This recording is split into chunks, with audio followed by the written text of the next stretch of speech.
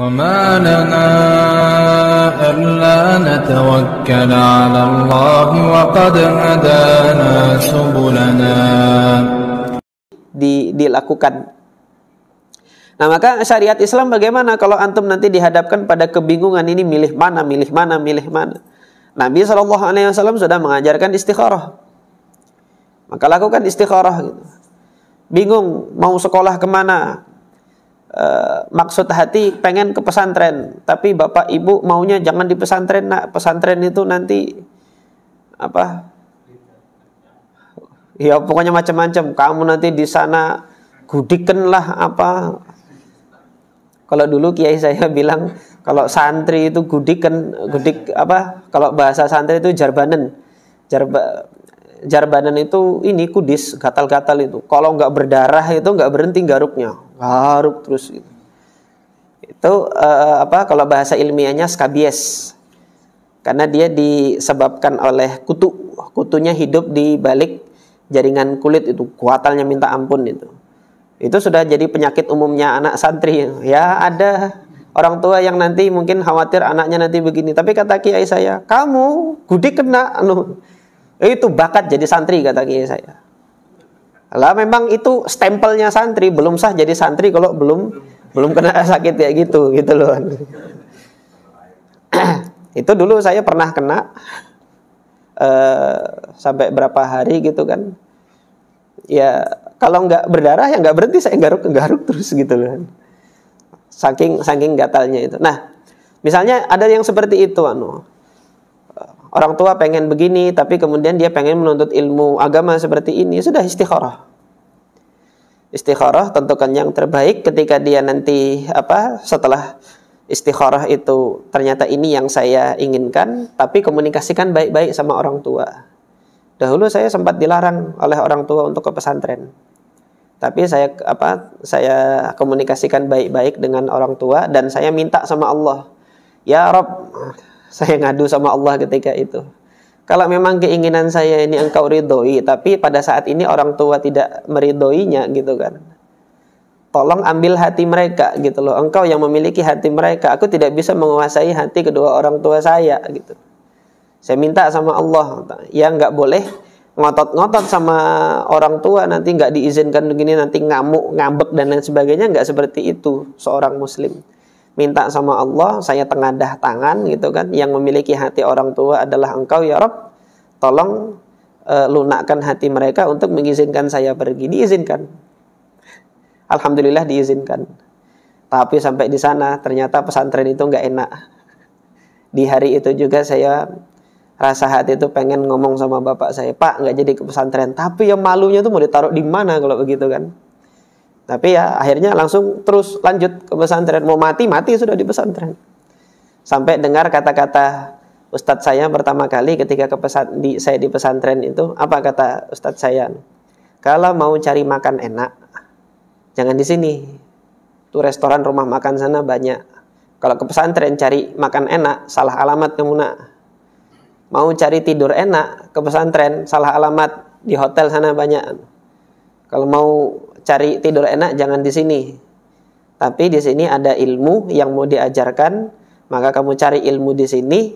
Ada tempat tidur, kamu tidur itu kamu syukuri. Ada yang bisa dimakan di sini, kamu syukuri.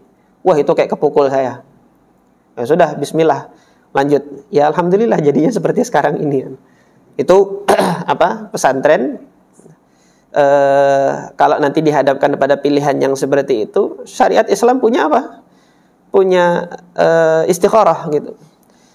Terus pertanyaannya, istikharah itu apakah harus lapang dada gitu kan?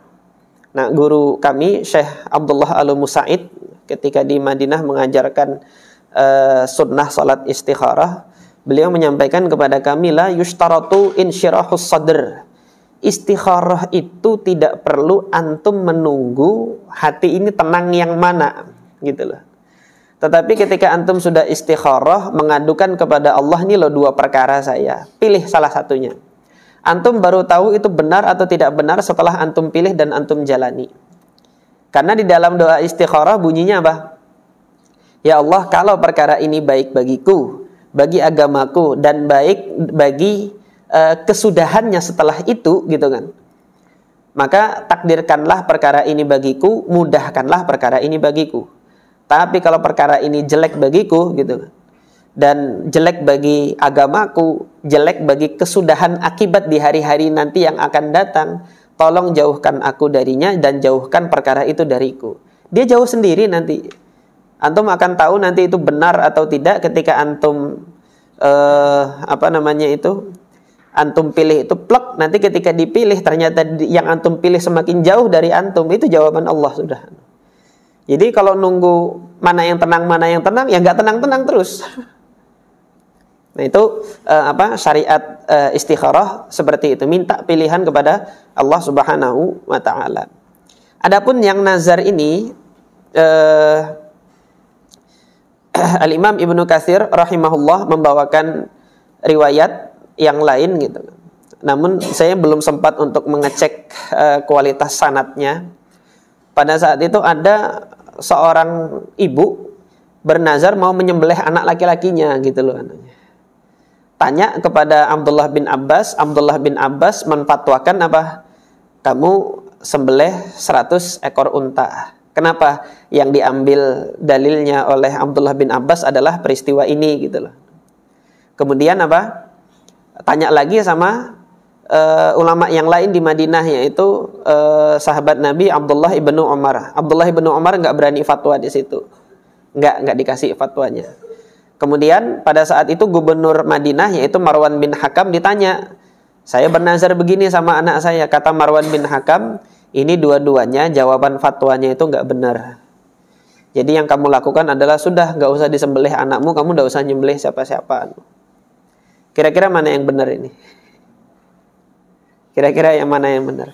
Maka kita bisa dapati jawabannya itu di dalam kitabullah, di dalam Al-Quran. Nanti antum yang bawa catatan silahkan dikasih catatan. Apa dicatat? Yaitu di surah Al-Maidah ayat 89. Allah Subhanahu wa taala berkalam, la yu'akhidhukumullahu billaghwi fi aimanikum. Allah Subhanahu wa taala belum akan menghukum hambanya itu, mengazab hambanya, menyiksa hambanya karena apa? Ucapan sumpah yang main-main. Walakin yu'akhidhukum bima 'aqadtumul aiman. Akan tetapi Allah nanti akan mengambil serius di situ dan akan menghukum kalau dia melalaikan dari sumpahnya itu. Kalau sumpahnya itu apa? Aqadtumul aiman, sudah akad, tegas mulutnya itu ngomong gitu loh. Tapi kalau masih terdetik di dalam hati keinginan gini-gini, belum tegas, masih main-main, enggak, Allah belum menghukum. Nah kalau sudah terlanjur ngomong terus kemudian nyesal dengan sumpahnya itu, fakafaratuhu, maka kafaratnya adalah it'amu 'asharati masakin min awsati ma tut'imuna ahlikum. Kamu memberi makan 10 orang miskin dari makanan yang kamu berikan di tengah-tengah keluargamu. Kamu memberikan makanan kepada keluargamu beras, raja lele. Maka nanti bayar kafaratnya itu yang sebanding dengan kualitas raja lele juga untuk memberi makan orang miskin. Jangan nanti beras sisa-sisa yang dipakai makan ayam itu yang diberikan untuk orang miskin, enggak. Tapi yang semisal sebagaimana kamu memberikan makan bagi keluargamu. Itu satu. Kalau enggak mampu, au kiswatuhum, atau memberikan pakaian kepada mereka 10 orang miskin ini. Au tahriru raqabah, atau membebaskan budak. Faman lam yajid, tapi kalau tidak mendapati ini, tidak mendapati orang miskin untuk dikasih makan, tidak mendapati orang miskin untuk dikasih pakaian, tidak mendapati budak untuk dibebaskan gitu kan. Apa yang dilakukan? Fasiyamu thalathati ayyam, bayar kafaratnya puasa 3 hari. Dzalika kafaratu aimanikum idza halaftum. Itu adalah kafarat sumpah kalian ketika kalian telah menyumpahkannya. Nazar itu bagian dari sumpah ini. Jadi bayar kafaratnya sama gitu loh kalau bernazar seperti itu tadi. Adapun Abdul Muttalib kok bisa sampai menyembelih 100 unta itu sebelum Islam turun gitu. Setelah Islam turun dilihat yang dinazarkannya itu nazar maksiat atau nazar ketaatan gitu loh. Kalau dia nazarnya nazar maksiat, ini kan nazar mau nyembelih anaknya sendiri itu maksiat. Allah Subhanahu wa taala dalam Al-Qur'an kan sudah melarang itu.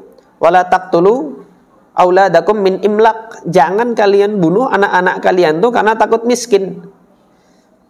Kami yang kasih rizki kepada anak-anak kalian itu. Kamu sendiri itu Allah yang kasih rizki.